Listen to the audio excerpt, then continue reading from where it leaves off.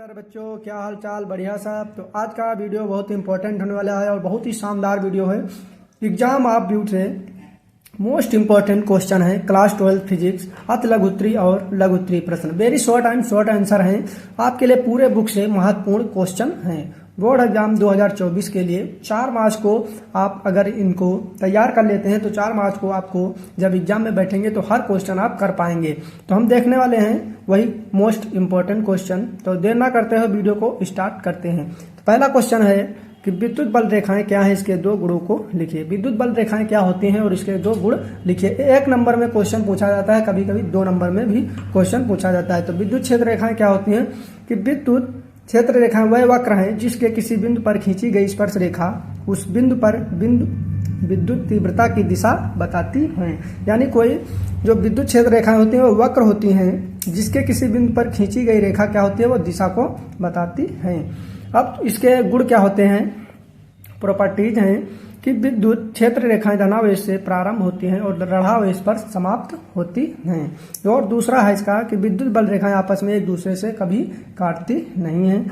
दूसरा क्वेश्चन है, most important question है ये, हर साल 2 नंबर में पूछा जाता है कि वैद्युत क्षेत्र की तीव्रता की परिभाषा तथा इसका मात्रक लिखिए। तो वैद्युत क्षेत्र में किसी बिंदु पर रखे परीक्षण आवेश, यानी कि वैद्युत क्षेत्र में किसी बिंदु पर रखा एक क्यों आवेश पर लगने वाले बल तथा परीक्षण आवेश के मान की निष्पत्ति को उस बिंदु पर वैद्युत क्षेत्र की तीव्रता वेक्टर ई से कहते हैं। यानी इसको क्या कहते हैं, वैद्युत क्षेत्र की तीव्रता को वेक्टर ई से निर्देशित करते हैं या प्रदर्शित करते हैं। तो इसको इस प्रकार से भी परिभाषा लिख सकते हैं अगर जो इसमें आपको याद नहीं हो रही कि किसी वैद्युत क्षेत्र में किसी बिंदु पर रखे परीक्षण आवेश पर लगने वाला बल, यानी जो परीक्षण आवेश पर लगने वाला बल तथा परीक्षण आवेश के मान के अनुपात को क्या कहते हैं, वेक्टर ई यानी वैद्युत क्षेत्र की तीव्रता कहते हैं। और इसका मात्रक क्या है, इसका मात्रक होता है न्यूटन प्रति कूलाम। यानी न्यूटन क्या बल, एफ क्या है, एफ मतलब बल, और बल का मात्रक होता है न्यूटन, और क्यों है क्यों नॉट, क्यों का मात्रक होता है कूलाम। यानी आवेश का मात्रक कूलाम होता है तो क्या हो जाएगा, न्यूटन प्रति कूलाम इसका मात्रक होगा। नंबर 3 है और मोस्ट इंपोर्टेंट क्वेश्चन है। ये 3 नंबर में क्वेश्चन पूछा जाता है कि कूलाम का वैद्युत बल संबंधी नियम लिखिए। कूलाम का वैद्युत बल संबंधी नियम लिखिए। ये मोस्ट इंपोर्टेंट क्वेश्चन है, हर बार बोर्ड परीक्षा में पूछा जाता है कि 7 सेट में से किसी न किसी सेट में ये क्वेश्चन आता जरूर है। तो कूलाम के नियमानुसार 2 स्थिर बिंदु आवेशों के मध्य लगने वाला आकर्षण तथा प्रतिकर्षण बल आवेशों के Q1 व Q2 के गुणनफल के अनुकमानुपाती तथा उनके मध्य की दूरी r के वर्ग के व्युत्क्रमानुपाती होता है। तो इसको बहुत ही आसानी से आप समझ सकते हैं कि माना जैसे कि ये Q1 और Q2 आवेश हैं, इन दोनों को एक परस्पर रेखा से जो है ज्वाइंट करते हैं, इनमें मिलाते हैं। यहाँ पर इसको इस बिंदु को यानी इस सिरे को हम A मान लेते हैं और इस सिरे को B मान लेते हैं और इनके बीच की दूरी क्या होगी, R होगी। तो यही क्वेश्चन में पूछा है, कूलाम के नियमानुसार 2 स्थिर बिंदु आवेशों के मध्य लगने वाला आकर्षण तथा प्रतिकर्षण बल आवेशों के Q1 व Q2 के गुणनफल के अनुक्रमानुपाती तथा उनके मध्य की दूरी r के वर्ग के व्युत्क्रमानुपाती होता है। तो यानी क्या होता है, F समानुपाती Q1 इंटू Q2। ये इसकी समीकरण 1 हो गई। अब इसकी हम समीकरण यानी अब लिखा है आगे कि अनुक्रमानुपाती उनके मध्य की दूरी क्या होता है, वर्ग के व्युत्क्रमानुपाती होता है। यानी F बराबर F अनुक्रमानुपाती 1/r²। यह समीकरण 2 हो गई। अगर हम क्या करें, समीकरण 1 और समीकरण 2 को मिलाकर लिखते हैं तो क्या होगा, F प्रोपोर्शनल टू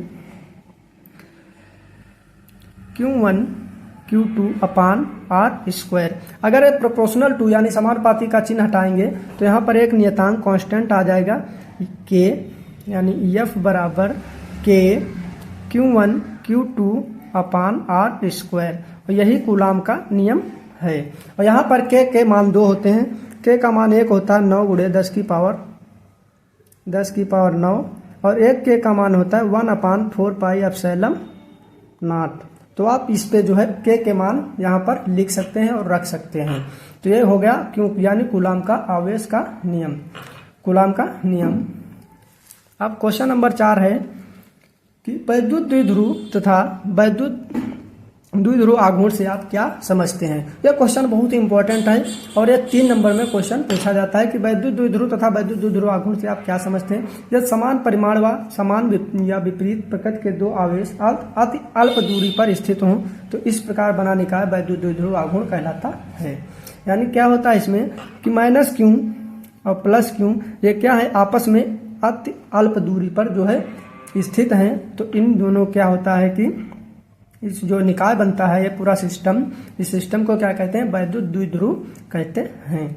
यानी एक जो समान है, समान परिमाण, यानी परिमाण मतलब क्या होता है, क्वांटिटी क्या है, क्यों आवेश ये भी है, क्यों आवेश ये भी है, लेकिन विपरीत प्रकृति के, यानी ये माइनस क्यों है और ये प्लस क्यों है कि दो आवेश अति अल्प दूरी पर, ये क्या है डी, ये इन दोनों के बीच की दूरी क्या है डी है और ये बहुत ही अति सूक्ष्म जो है दूरी है। तो इन दोनों के क्या जो इस सिस्टम बनता है इसे कहते हैं वैद्युत द्विध्रुव।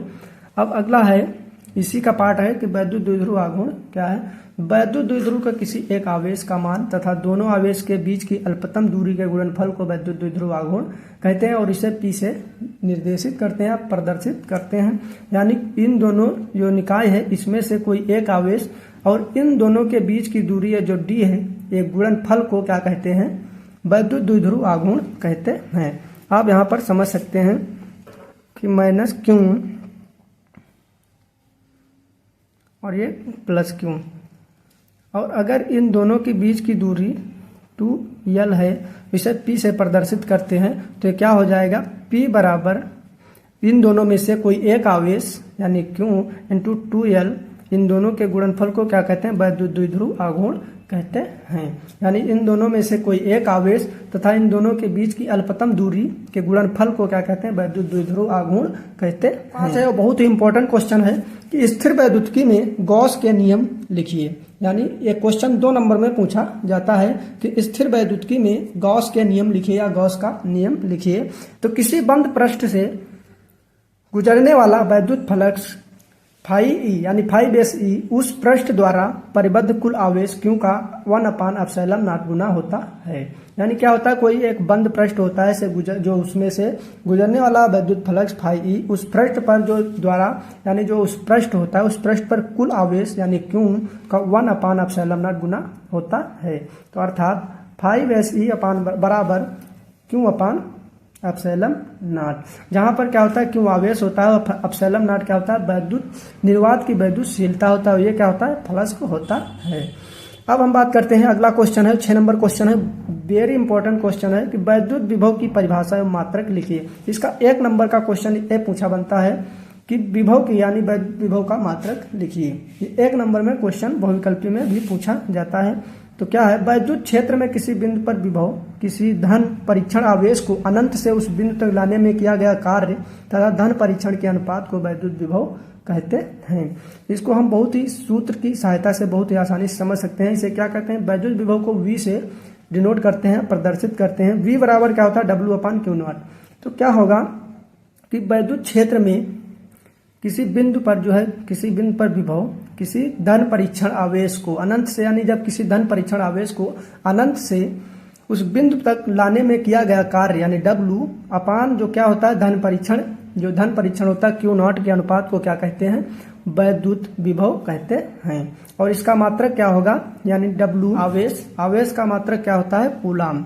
तो इसका हम लिखेंगे जूल प्रति कूलाम, या इसको हम शॉर्टकट में लिख सकते हैं वोल्ट। इसी को क्या बोलते हैं, वोल्ट, यानी जूल प्रति कूलाम को ही वोल्ट बोलते हैं। तो इसको हम लिख सकते हैं वोल्ट भी बोल सकते हैं या फिर जूल प्रति कूलाम भी वैद्युत विभव का मात्रक होता है।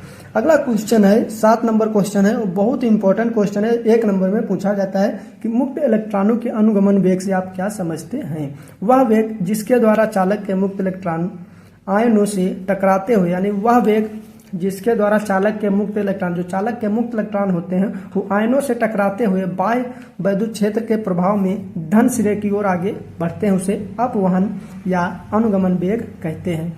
यानी कोई चालक होता है और चालक में जो मुक्त इलेक्ट्रॉन होते हैं वो आयनों से जब टकराते हैं तो क्या होता है, बाह्य वैद्युत क्षेत्र के प्रभाव में, यानी बाह्य वैद्युत यानी बाहरी वैद्युत क्षेत्र के प्रभाव में धन सिरे की और जो है क्या करते हैं, आगे गति करते हैं, मोशन करते हैं, उसे अपवहन या अपगमन कहते हैं।